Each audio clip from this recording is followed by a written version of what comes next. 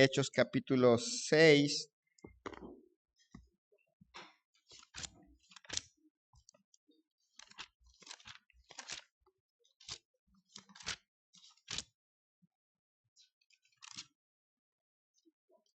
Hechos capítulo 6 dice, versículo 1, en aquellos días, como creciera el número de los discípulos, hubo murmuración de los griegos contra los hebreos, de que las viudas de aquellos eran desatendidas en la distribución diaria.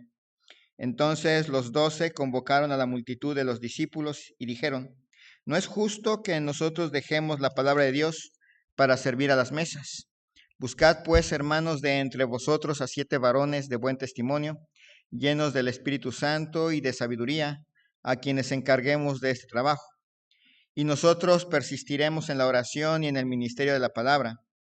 Agradó la propuesta a toda la multitud, y eligieron a Esteban, varón lleno de fe y del Espíritu Santo, a Felipe, a Prócoro, a Nicanor, a Timón, a Parmenas y a Nicolás, prosélito de Antioquía, a los cuales presentaron ante los apóstoles, quienes orando les impusieron las manos. Y crecía la palabra del Señor, y el número de los discípulos se multiplicaba grandemente en Jerusalén. También muchos de los sacerdotes obedecían a la fe. Vamos a orar. Alabado Padre Celestial, agradecemos en esta noche que nos permites congregarnos en tu nombre. Gracias, Señor, te damos por todas las bendiciones que tú nos das a todos. Te ruego, Padre, que tú nos sigas ayudando a crecer espiritualmente, individualmente, como familia, como iglesia, que tú, Señor, nos fortalezcas en la fe. Te pedimos por aquellos que no están porque están enfermos, los que se están recuperando de operaciones, los que están pasando por dificultades de salud, Señor, que tú obres en sus vidas. También, Señor, te agradecemos el privilegio de podernos gozar con nuestro hermano Abraham y su esposa, nuestra hermana Frida, Señor, y te rogamos, Señor, tu bendición en su matrimonio, que sea un matrimonio próspero, fructífero, que te honre y te glorifique en cada cosa que hagan de aquí hasta que tú, Señor, los llames a tu presencia. Gracias, Señor, te damos por tu bendición. Te ruego esto en el nombre de Cristo Jesús. Amén. Los primeros meses en la vida de cualquier pastor suelen parecerse a una luna de miel hasta cierto punto. Todo puede llegar a ser entusiasmo, idealismo y energía, a menos que se les atraviese una pandemia o pase algo similar. Pero en general todo parece entusiasmo, idealismo, energía. Pero pronto se descubre algo que es muy interesante para que todo pastor llega a saber tarde o temprano, que aunque pastorear una iglesia es hermoso, también es agotador. Las horas se van en resolver problemas que ustedes no se imaginan. Hay de todos tipos de problemas de sabores, colores. Hay sabor chocolate, hay problemas sabor, no sé, sabor limón y de todo tipo de problemas. Hay problemas, hay crisis, hay que apagar problemas aquí, hay que apagar problemas allá. Y mientras, al mismo tiempo, se tiene que luchar con predicar, con armar predicaciones. A los que predican aquí, pues tienen un mes para armar su predicación, pero yo tengo que armar 2, y si pasa algo, hasta 3 en una semana. Entonces se vuelve interesante el asunto. A veces se puede llegar a soñar con la simplicidad de la iglesia que aparece en el libro de Hechos, esas iglesias donde se reunían los hermanos, convivían, hasta tenían todas las cosas en común, y pudiéramos pensar en intentar regresar a ese tipo de iglesia como si fuera posible o si fuera realista el día de hoy. Pero el mismo libro de Hechos, en toda la frescura de lo que significa inaugurar la iglesia por primera vez en su historia, nos dice que la iglesia tuvo conflictos reales. Capítulos 2, 3 y 4 vemos una iglesia hermosa, una iglesia unánime, una iglesia llena de gracia, pero cuando llegamos al capítulo 6, vemos la primera crisis que enfrenta la primera iglesia cristiana, aunque no se llamaba cristiana, la primera gran crisis de una gran congregación. ¿Se acuerdan que esta congregación tiene más de 3,000 personas? Es una iglesia grandota. Bueno, este pasaje nos ilustra que la iglesia y la vida en una iglesia no es un retrato romántico. Es una historia de una iglesia honesta. Nos enseña que la salud de una iglesia no se manifiesta con que no haya problemas. Se espera que en las iglesias haya problemas. Lo que sí nos muestra que hay salud es cómo se enfrentan esos problemas. O nos quiebran o nos unen. Cuando la iglesia se enferma, nos quiebran. Cuando la iglesia está saludable, los problemas nos unen al final de cuentas. Dice versículo 1 de capítulo 6. En aquellos días, como creciera el número de los discípulos, hubo murmuración de los griegos contra los hebreos, de que las viudas de aquellos eran desatendidas en la distribución diaria. En primer lugar, vemos en este primer versículo un conflicto real, un conflicto que podía transformar la vida de la iglesia de un momento a otro. Se formaron rápidamente dos partidos en esta iglesia de 3,000 miembros, que no sabemos la magnitud del tamaño, cuántos eran judíos de habla griega y cuántos eran judíos nacidos en Jerusalén y en Palestina. No sabemos de qué tamaño era el problema, si nada más era un grupito de judíos que venían del extranjero o era un grupito grande, no lo sabemos, pero el momento era importante porque de repente los hermanos de esta iglesia que venían del extranjero, que habían llegado a Jerusalén, que escucharon el evangelio ese día de Pentecostés y que en vez de regresarse a sus tierras, se quedaron en Jerusalén y se unieron a la iglesia que se fundó allí. Se empezaron a pelear con los hermanos judíos también, que habían creído en Cristo Jesús como su Salvador personal y que estaban, que vivían ahí en Jerusalén, que nacieron en Jerusalén, que crecieron en Jerusalén y que probablemente pensaban, tenemos en cierta manera más derechos que estos nuevos que están llegando, que estos nuevos que ni siquiera hablan bien nuestro idioma, que estos nuevos que quién sabe qué costumbres traigan de allá de Bitinia, de allá de Roma o de allá de Corinto, pero que aquí los tenemos. Y tal vez lo que pasó en esta historia no fue con malicia. Queremos pensar, en cierta manera, tendemos a pensar mal de las personas, pensamos mal del dueño de la posada porque no les dio posada a José y a María y los mandó al establo. En primer lugar, pensamos mal de él, aunque en realidad, de todas maneras les dio un lugar para vivir. Eso es una cosa, para estar ahí esa noche, y les dio el lugar más calientito que había en la casa en una ciudad donde no hay calefacción. Entonces también pensamos mal de Nicodemo. Nicodemo llegó a Jesús de noche pensando, pobre, malvado Nicodemo, que se avergonzaba de Jesús y no quería que nadie lo viera. Y no se nos ocurre pensar que probablemente llegó a la mejor hora para platicar con él de noche. Todo el día está ocupado. Jesús está ocupado y no hay un momento para poder platicar personalmente más que ya de noche. Así que no necesariamente Nicodemo estaba mal, pero llegan estos y no sabemos si fue por descuido, si fue sin querer. Pensemos mejor de nuestros hermanos allá en Jerusalén, y quizás sin querer no atendieron a estas hermanas que procedían del extranjero. Y los hermanos que venían del extranjero se dieron cuenta y empezaron a crear problemas. ¿Por qué a las hermanas de habla extranjera no les toca comida, no les toca pan, no les toca un poco de dinero para que puedan vivir? Porque a lo mejor hay alguna viuda ahí. ¿Por qué a ellas no les toca, y a las hermanas que son de Jerusalén, a ellas sí les toca y hasta doble? Y empieza a haber problemas. Así que es un conflicto real. Dice, en aquellos días, como creciera el número de los discípulos, hubo murmuración de los griegos contra los hebreos de que las viudas de aquellos eran desatendidas en la distribución diaria. Entonces los 12 convocaron a la multitud de los discípulos. Para ellos, para los hermanos que estaban allí, era un problema muy importante. No era cuestión de pan. Se están peleando por pan. Pedro pudo haber dicho, ay, tenemos más grandes problemas como el problema que tenemos con los sacerdotes de que no quieren que prediquemos a Jesús. Y ustedes se vienen a pelear por pan. A veces es gracioso que algunos problemas surgen por cuestiones muy, muy pequeñas, pero que pueden convertirse en algo demasiado grande. Y los apóstoles pudieron haber dicho, ay, estos que están peleándose por pan, pues nada más denles un zapo y se acabó. Pero no.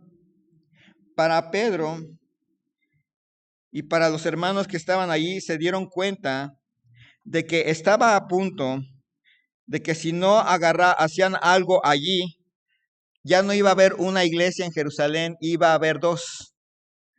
La iglesia de los judíos que vienen de Palestina y la iglesia de los judíos que vienen del extranjero, y alguien se va a tener que quedar con el edificio, alguien se va a tener que quedar con los maestros de escuela dominical, alguien va a tener que, y ya saben lo que significa una división, lo hemos visto en otras iglesias bautistas.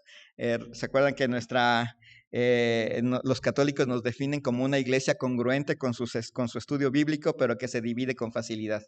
Y ahí van a tener dos iglesias al mismo tiempo. Entonces se dieron cuenta que el enemigo había cambiado de técnica. Mientras en el capítulo 4 vienen los judíos y amenazan con destruir a la iglesia y Dios interviene, los hermanos oran y salen de la crisis. En capítulo 5 tenemos a unos hermanos que mienten, a unos hermanos que roban, que quieren quedar bien, y vemos que Pedro trata las cosas bien y termina Ananías y Zafira terminan muertos. Y ese intento de Satanás de destruir a la iglesia desde el punto de vista moral también es acabado. Pero ahora viene una nueva forma de tratar de destruir la iglesia: dividirla.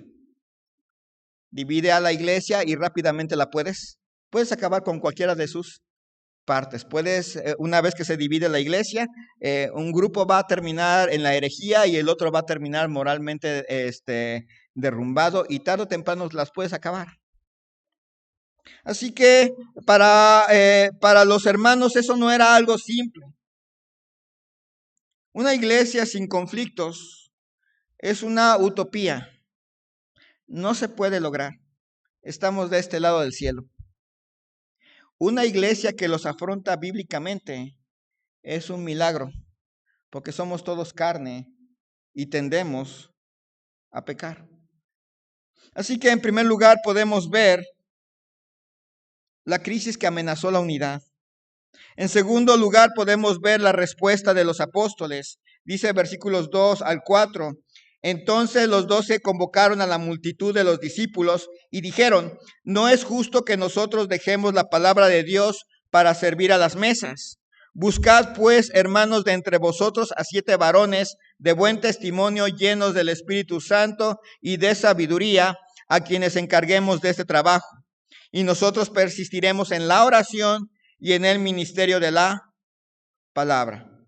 Ellos no minimizaron el problema, sino que lo atendieron. Pedro y todos los apóstoles, si ustedes recuerdan a ellos, eran hombres de trabajo. ¿Se acuerdan que cuando Dios llamó a Mateo, Mateo era cobrador de impuestos? Y a pesar de que uno piensa, está sentado en la mesa de los tributos, pues está sentado ahí en la mesa de los tributos, está contando dinero, está haciendo cuentas, está administrando. Otros eran pescadores, y la vida de un pescador no era fácil. Hay que pasar muchas horas en el mar, hay que estar echando las redes a ver si se pesca algo. Luego que se pesca algo, hay que llevarlo a la orilla, limpiar el pescado. Ese era el trabajo de un pescador en el sol. Así que para Pedro, para Juan, para Jacobo, para Mateo mismo, el problema no era: es que me están pidiendo que trabaje. No. El problema es que si me pongo a atender todo este montón de problemas, voy a tener que quitarle tiempo a preparar las predicaciones y les voy a tener que traer devocionales. En un momento en que la iglesia se está fundando, se está fortaleciendo y está creciendo. La doctrina va a tener que bajar. La predicación en las calles van a tener que disminuir, las predicaciones en las plazas van a tener que reducirse, porque hay que atender que todas las viudas tengan pan, que todos los huérfanos tengan pan, que además haya dinero para cuidar a los pobres. Servir para Pedro y para Juan y Jacobo no era indigno. Lo que era mortal era descuidar la palabra de Dios. Una iglesia que hace que sus pastores vivan apagando incendios, atendiendo problemas aquí, atendiendo problemas allá, de tipo administrativo, que porque falta agua aquí, que porque no se está cobrando acá, y que se dediquen a eso. Es una iglesia que poco a poco va a debilitar el alma de su congregación. Es quitar el corazón de la iglesia para fortalecer el brazo. Es un suicidio en cámara lenta. Lentamente, sin que se den cuenta, la iglesia empieza a disminuir su calidad de predicación. De repente ya dejan de salir a testificar. De repente pasan un año, pasan 2, pasan 3, pasan 10, pasan 15, y el martes se diluye.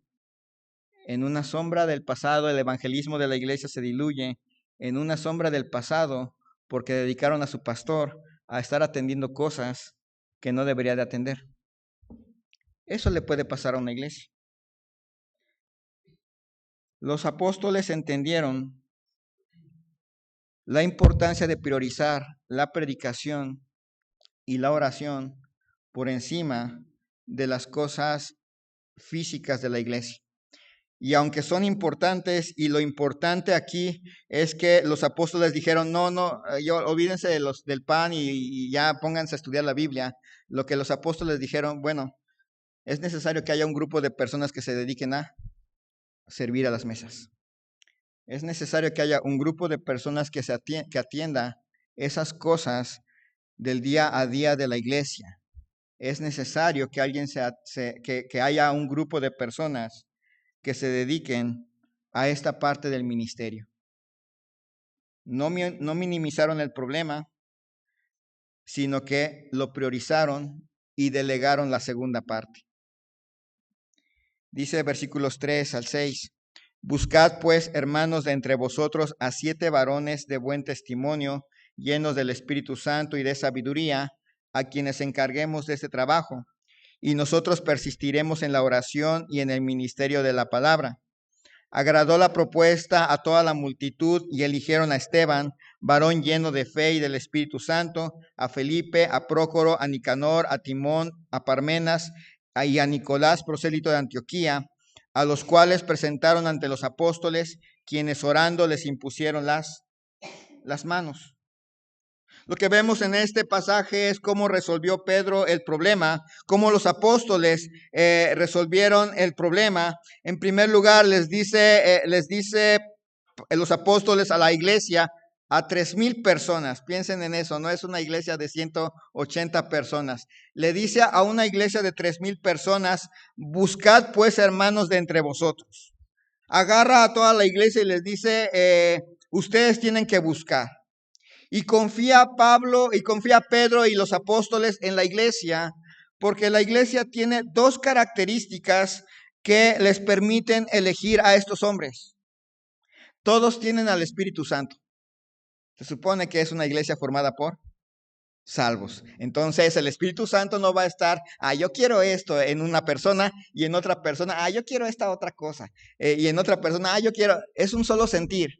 Si el Espíritu Santo está realmente obrando en el corazón de las personas, los va a guiar a todos a un mismo sentir, no a una batalla de partidos. No, es que yo quiero a este porque este me agrada, y no, yo quiero a este otro porque los va a llevar a un mismo sentir porque tienen el Espíritu Santo. Y segundo, todos se involucran. Aquí tenemos una iglesia de 3,000 personas y todas ellas se van a involucrar en esta elección. No es algo así como, por ejemplo, en nuestra iglesia, que además de que tiene poquitos miembros, somos 180, pero nada más 90 tienen membresía, y de esos 90 nada más 58 son miembros activos, y de esos 58 nada más 40 y tantos llegan. No, aquí tenemos una iglesia que sabe que es su problema, saben que es algo que que es para su bien, y se involucra toda. Ahí vienen los 3,000 personas. Noten algo importante. La participación congregacional no elimina la responsabilidad pastoral de examinar carácter y aptitud. Pedro les dice las características: varones de buen testimonio, llenos del Espíritu Santo y de sabiduría.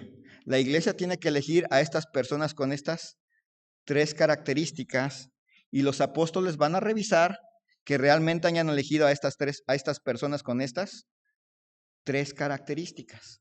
Entonces, eso es algo importante que tienen que reconocer. La congregación participa y da 3 características: de buen testimonio, reputación limpia. Su reputación es limpia, su testimonio es limpio en todos los aspectos. Es una persona que tiene una reputación limpia, llenos del Espíritu Santo, una vida espiritual sólida. No son de a veces vengo, a veces no vengo, a veces participo, a veces no participo. No, son personas que tienen una vida espiritual sólida, que están bien arraigados en la palabra de Dios, dependen de la palabra de Dios, de buen testimonio, llenos del Espíritu Santo y llenos de sabiduría. No sabiduría, no sabiduría humana. Se entiende a estas alturas que es cierto, es un sentido práctico, es un discernimiento, es la capacidad para resolver problemas bíblicamente, no para crear problemas bíblicamente. La idea es que estos hombres resuelvan problemas, no que creen más problemas. Imagínense a esta iglesia, eligen a 7 y de repente estos 7 se empiezan a pelear.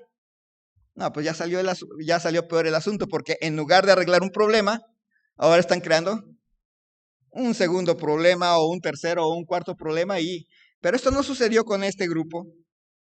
Eran hombres llenos de sabiduría, llenos del Espíritu Santo, de buen testimonio, y van a recibir un encargo. Uno pensaría, ¿para qué escoger gente de esta categoría si nada más van a servir las mesas? Es tan importante el servicio práctico de la iglesia que se requiere personas con estas características. Imagínense a gente que va a ayudar en la parte física de la iglesia, visitando enfermos, organizando ayudas para viudas, para viudos, para familias que se han quedado sin trabajo, ese tipo de actividades. Imagínense a hombres que no están llenos de sabiduría, que no saben discernir a quién ayudar y a quién realmente no, que no saben, no tienen un sentido práctico de lo que la palabra de Dios dice. Para los apóstoles esto era tan importante que los que iban a ser elegidos tenían que tener estas 3 características. Y noten lo que hizo la iglesia. Agradó la propuesta a toda la multitud, a 3,000 personas, y eligieron a Esteban, varón lleno de fe y del Espíritu Santo, a Felipe, a Prócoro, a Nicanor, a Timón, a Parmenas y a Nicolás, prosélito de Antioquía, a los cuales presentaron ante los apóstoles, quienes orando les impusieron las manos. Lucas enfatiza algo sorprendente. La mayoría hebrea eligió a griegos. Probablemente en una iglesia bautista tradicional lo que harían, pues nos creaste problemas, griegos, pues ahora se van a molar, vamos a elegir a los más acérrimos hebreos para que lleven a cabo este problema. Es que vamos a elegir a mi partido, somos mayoría, entonces vamos a elegir a mi partido para que mi partido... No, ellos demostraron verdadera espiritualidad a través de humildad, confianza y unidad. Los hebreos eligieron a griegos. Todos los diáconos que están aquí son griegos, ninguno es hebreo, ninguno nació en en Palestina, todos nacieron fuera, sus nombres lo indican. Así que fue un acto precioso de unidad cristiana. La mayoría hebrea elige a diáconos de la minoría griega y pone a todas las viudas, a todas las mujeres, tanto de uno como de otro grupo, al cuidado de estos 7 diáconos. Dice versículo 6, a los cuales presentaron ante los apóstoles, quienes orando les impusieron las manos. ¿Notaron lo que se invierte aquí el papel? La iglesia elige a las personas con estas características y es el pastorado el que los aprueba. No es al revés. Los aprueba el pastorado y cómo lo representan con la imposición de manos. En el Antiguo Testamento y luego en el Nuevo Testamento, aunque no es tradicional en muchas iglesias, la imposición de manos no es transmisión de poder. La imposición de manos es identificación con. Cuando una persona traía su ovejita, imponía las manos, identificándose con esa ovejita que iba a morir en su lugar. Y la imposición de manos adquirió esa forma tanto en el Nuevo como tanto en el Antiguo como en el Nuevo Testamento. Así que cuando hay una imposición de manos, la imposición de manos no es transmisión de poder, pues el poder es de Dios. Y ningún ser humano tiene la posibilidad de transmitir poder de Dios a otra persona. Es solamente Dios quien da el poder. La imposición de manos es un reconocimiento público, una aprobación espiritual de que se está de acuerdo con ellos. Entonces hemos visto cómo van haciendo cómo hay un problema, y recuerden que haya problemas en una iglesia no es el problema. Se espera que haya problemas en la iglesia. Que lo solucionemos bien es un milagro, porque solamente Dios puede dar la intervención necesaria para que se solucione bien el problema. Y ellos lo solucionan priorizando las cosas. La palabra de Dios es importante, la oración es importante y debe haber alguien que se dedique a atender las cosas físicas y materiales de la congregación, pero no cualquier persona. Esas personas que van a estar a cargo de eso deben de ser de buen testimonio, llenos del Espíritu Santo y llenos de sabiduría. Si no tienen estos 3, mejor ni los elijan, les diría Pedro. Deben ser así. Y se lleva a cabo la elección. Y la iglesia demuestra su crecimiento no porque no hubo problemas, sino porque los pudieron solucionar sin dividirse. Eso fue lo que consiguieron mostrarnos en esta historia. Esta historia nos demuestra una iglesia saludable, que no es porque no tiene problemas, sino porque lo sabe solucionar sin dividirse y sin traer deshonra a nuestro Dios. Y el resultado, dice el versículo 7, y crecía la palabra del Señor y el número de los discípulos se multiplicaba grandemente en Jerusalén. También muchos de los sacerdotes obedecían a la fe. Cuando la iglesia se ordenó, ocurrió algo milagroso. Lo que parecía que iba a ser la división de la primera iglesia cristiana en la historia de la humanidad se convirtió en la unión de una iglesia cristiana que se tradujo con que la palabra de Dios floreció. La predicación floreció porque los pastores de esta iglesia se pudieron dedicar a predicar mientras otros se dedicaron a cuidar de la parte física de la iglesia. Los discípulos se multiplicaron. En lugar de ver 2 iglesias con división, con contiendas, iglesias que luego no se hablan porque surgieron de que se pelearon por un piano o se pelearon por quién iba a ser el pastor y se dividieron, ahora tenemos a una iglesia sólida que está predicando la palabra de Dios, que sus discípulos están multiplicando. Y algo sorprendente, también muchos de los sacerdotes obedecían a la fe. Hasta los más acérrimos opositores se rindieron a Cristo. Los sacerdotes se acuerdan que eran los peores de enemigos. Pues aquí los tenemos rindiéndose a Cristo. Lo curioso es que Hechos no nos dice cómo organizaron el servicio a las mesas los diáconos. ¿Ya se fijaron? Lo que sí nos dice es que la predicación continuó, pero no nos dice qué hicieron los diáconos, qué decisiones tomaron, cómo se reunieron, cuántas cosas hicieron, a quiénes les encargaron esto, a quiénes les encargaron aquello, porque nos va a dejar una tarea, un principio muy interesante. El trabajo del diácono es silencioso. No es un trabajo que luce ¿cómo se llama? Con luz de faro. Es un trabajo silencioso. Es un trabajo que se hace en silencio, pero que trae frutos a largo plazo en el crecimiento de la iglesia, sin necesidad de que haya platillos y haya cohetes. Estos diáconos van a trabajar en silencio y 2 de ellos van a pasar de lo que estaban haciendo a algo diferente. Felipe y Esteban. Uno va a terminar muerto, por cierto, pero honrando al Señor, y el otro va a llevar el evangelio a otras personas. Para la iglesia, no idealicemos la iglesia primitiva, pero sí la podemos imitar en cómo maneja sus problemas.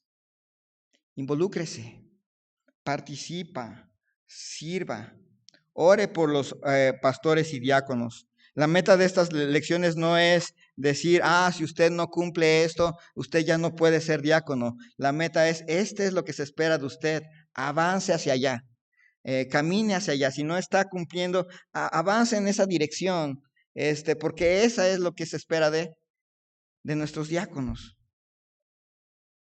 Para los diáconos, su llamado no es menor, es un llamado estratégico. Son las personas que van a estar allí y que van a tener a su alcance o ayudarnos a mantenernos unidos o romper la unidad de la iglesia. En otras iglesias las divisiones comienzan por sus diáconos. Tienen en sus manos ese servicio que permite unirse a la iglesia unirse, disminuir el número de problemas en vez de crear más.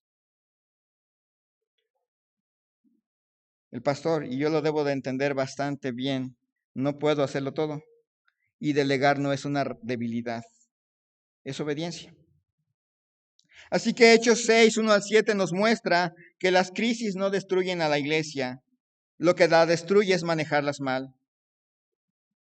Pero cuando una iglesia honra la palabra, delega sabiamente, escoge siervos llenos del espíritu de buen testimonio y llenos de sabiduría antes que sus preferencias familiares o personales o de grupo, entonces Dios abre caminos, libera a los pastores para cumplir la misión de la iglesia y hace cosas que ninguna iglesia esperaba y la palabra de Dios crece. Oremos. Señor y Dios, te damos